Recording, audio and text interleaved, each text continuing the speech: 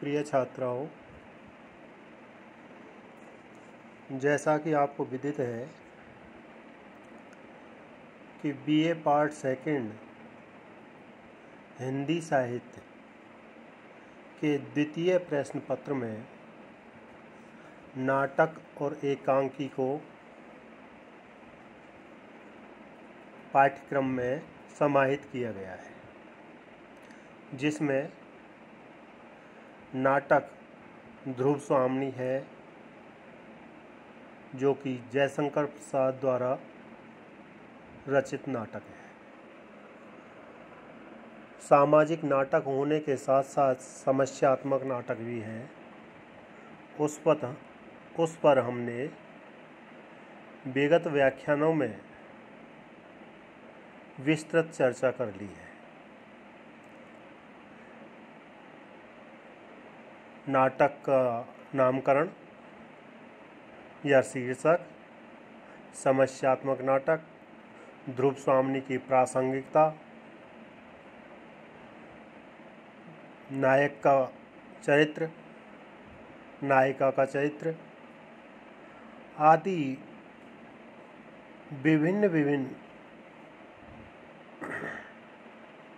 आयामों से या विविध आयामों से ध्रुव स्वामिनी नाटक पर हमने विस्तृत चर्चा की। अब हम इसी प्रश्न पत्र के दूसरे भाग द्वितीय प्रश्न पत्र में ही समाहित दूसरी पुस्तक यानी एकांकी, जिसका शीर्षक दिया गया है 8 एकांकी, जिसमें 8 एकांकी संकलित की गई हैं। पुस्तक है हेतु भारद्वाज जी की, जो कि संपादक हैं। और एकांकी आपको मैं बता देता हूँ कौन कौन सी एकांकी इसमें संकलित हैं। दीपदान है राम कुमार वर्मा जी की, ऊसर है भुवनेश्वर प्रसाद की, पर्दे के पीछे उदय शंकर भट्ट, बलहीन लक्ष्मी नारायण मिश्र, सूखी डाली उपेंद्रनाथ अस्क, रीढ़ की हड्डी जगदीश चंद्र माथुर, और वह जाने सकी विष्णु प्रभाकर, वसंत ऋतु का नाटक लक्ष्मी नारायण लाल। इस प्रकार ये 8 एकांकी इस पुस्तक में संकलित हैं। पुस्तक का नाम भी 8 एकांकी ही रखा गया है।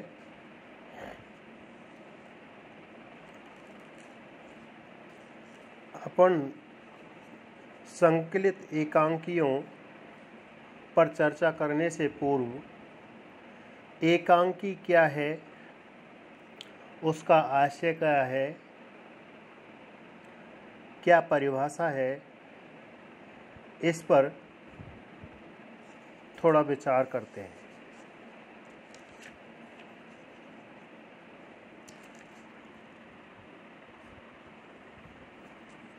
जैसा कि आप सभी जानते हैं कि भारत उत्सव प्रिय देश रहा है। यही कारण है कि यहाँ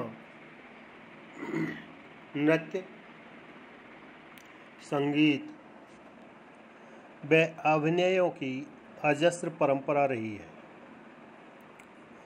उत्तर भारत की रामलीला, बंगाल की यात्रा, ब्रजभूमि की रासलीला, महाराष्ट्र का ललित, गुजरात का भवाई और राजस्थान के कठपुतली और नौटंकी आदि लघु नाटकों के ही अन्य रूप हैं।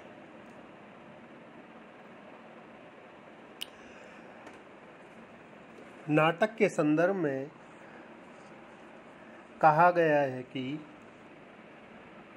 काव्येषु नाटकम रम्यम। यह कहकर न केवल नाटकों के महत्व को ही रेखांकित किया गया है, वरन नाटक को साहित्य की केंद्रीय विधा के रूप में भी स्वीकृति प्रदान की गई है। नाटक पंचम वेद है और साहित्य की श्रेष्ठतम विधा है। यह सच है कि संस्कृत साहित्य में रंगमंच, अभिनय तथा रूपकों के भेदों की प्रशस्त परंपराएं मौजूद हैं और यही वजह रही है कि पर्याप्त समालोचक व विद्वान हिंदी एकांकी के जनक के रूप में संस्कृत साहित्य के 10 रूपकों के अंतर्गत उल्लिखित व्यायोग, अंक, विधि, भाण और प्रहसन, जो सभी एक अंक वाले रूपक ही हैं, आदि को ही स्वीकार करते हैं। लेकिन वस्तु स्थिति यह है कि आज का एकांकी आधुनिक युग की मानव की व्यस्तता में से कुछ समय मनोरंजन के लिए खोजने का ही प्रतिफल है और वह अपने रूप व शिल्प में अंग्रेजी के 1 एक्ट प्ले, दोबारा से इसे सुन लें, अंग्रेजी के 1 एक्ट प्ले के समतुल्य है।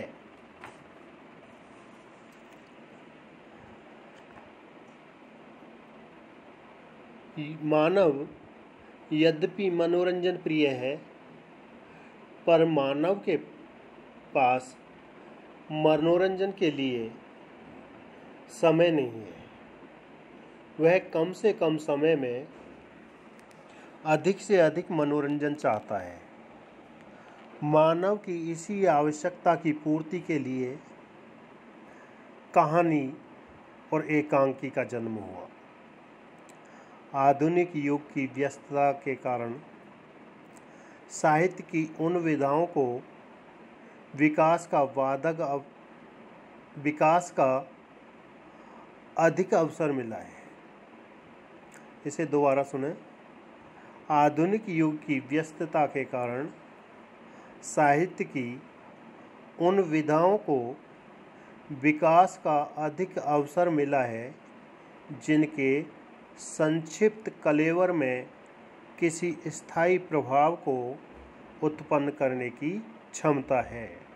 यानी छोटी रचना को ज़्यादा प्राथमिकता दी जाने लगी है, जो जल्दी से पढ़ी जा सके और उससे मनोरंजन भी हो सके। आज के मानव के पास इतना समय नहीं है कि वह विस्तृत उपन्यास, महाकाव्य अथवा नाटक का अध्ययन करें। इसी कारण आज के युग में उपन्यास की अपेक्षा कहानी, महाकाव्य की अपेक्षा मुक्तक गीत और नाटकों की अपेक्षा एकांकी का विकास हो रहा है।